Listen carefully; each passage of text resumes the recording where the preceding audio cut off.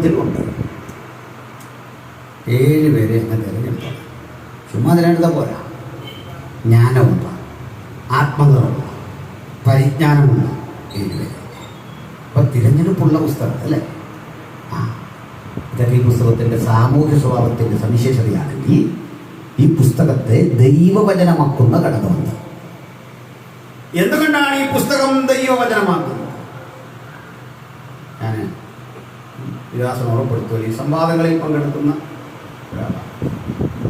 പലപ്പോഴും ഈ സംവാദത്തിൽ പങ്കെടുക്കുമ്പോൾ എനിക്കിന്നുവരെ ഉത്തരം പറയാൻ കഴിയാതെ പോയ ഒരു ചോദ്യം. ഉത്തരവെല്ലാം കറക്റ്റായിരിക്കണം എന്നില്ല, ഞാനൊരു മറുപടിയൊക്കെ പറഞ്ഞിട്ടുണ്ടെന്ന് എൻ്റെ ധാരണ. അത് പറയുന്നതാണ് ഞാൻ പറഞ്ഞു.